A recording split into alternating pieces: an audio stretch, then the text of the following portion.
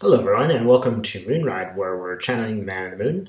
This video is not at all about predictions, it's just about creating a pyramid of protection. The pyramid of protection is something that I have been teaching my students when they come and want to learn how to channel. And as I'm teaching it, I'm just learning a little bit more about how to do it. It's actually a very, very simple process. Please be advised, a lot of these things have to do with how you feel, right? If you feel good about some spirit you're encountering, that's a good sign. There are other things that you might want to do. But just as if you meet somebody in the street and you don't feel good about it, you just feel kind of weird about it, don't do it. Don't be friends with that person. Don't talk to that spirit if it makes you feel a little bit negative, right? So along those lines, here's how the pyramid works. It's a pyramid of protection. And when you do go to channel, it will protect you such that only the positive forces get through and dark forces do not. There are dark forces out there who would pretty much love to fool you, trick you, manipulate you, waste your time, right? So when you do this work, all you need to do is imagine a pyramid over your head. Now, when I say imagine, that's all it is. Intuition starts off with imagination. Sometimes they overlap. Sometimes they even become one and the same, right? There's a way to test things to see if they are real. But basically, we can just put this pyramid over our head, right? And don't forget the pyramid has 4 sides at the base. It has 4 lines going down the side. When you put that over your head, make sure that it's big enough to fit you and a couple of helpers. Right? If you're going to go out into spirit, it's always nice to have some protective spirits with you. Place it over your head. Infuse it with white light. Let the light just shine in it, right? And you can just do this for a couple of minutes. Just keep it going. You might see your pyramid move a little bit. It might stay steady. That's not the most important thing. But you want to create it, literally create it over your head. As I do this work, for some people, those angles, the 4 angles that go down the side and the angles at the base, they change colors. They sometimes get metallic or rainbow colors. Sometimes they'll get a blue. This does not matter. What I find very interesting is that it is very different for everybody. Whatever colors show up along those lines are fine. It's also the case that many people just see pure white. It's also the case that some people have sort of stacked colors, and that is not white. All of these are good. They might say something about you, but basically, as long as you've created this with the good intentions, you should be fine. And don't hesitate to spend a couple of minutes just sort of playing with it, lighting it up, seeing if the angles change colors.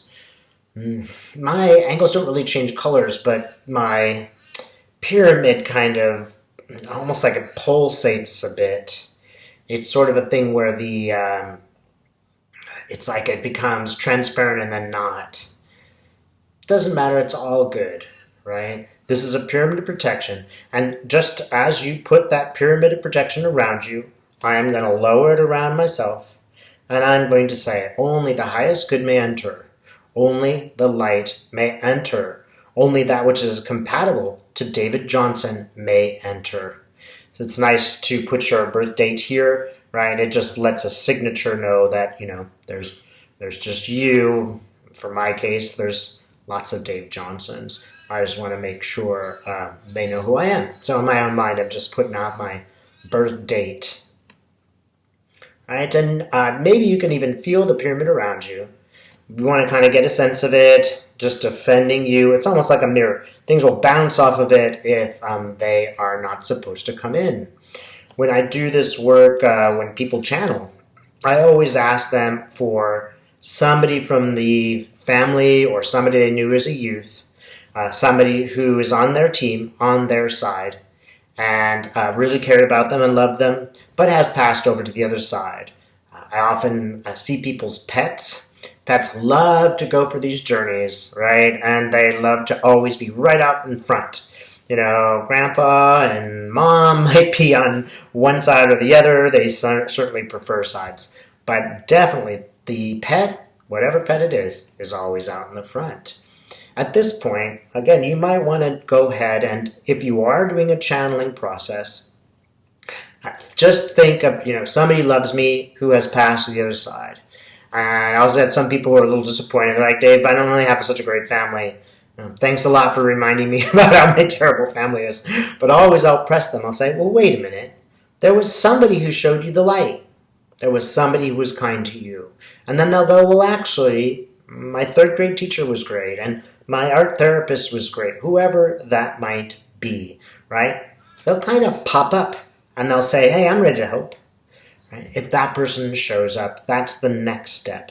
You can have one person go into your pyramid. You can have 10 people go into your pyramid. Although that might get a little crowded, it's not a big deal, right? When the person shows up, in my case, it's going to be, I'm getting my grandmother, right? And she'll show up. Sometimes they'll show up and they'll show you a couple things just to let them know it's them. My grandmother often wore big costume jewelry, so that's what she's showing me. And I just remember the nice things that she did for me, how much fun that I had, the things that I really admired her about, and just remembering those things. And then as I remember them, I just ask her to come into this room with me and sort of put her arm around me. You really want to feel the love here. And you bring that person into your pyramid. You just invite them into the pyramid, right? Now you're ready to go, unless, of course, you want to bring more people to do your channeling, right? Thanks so much for watching.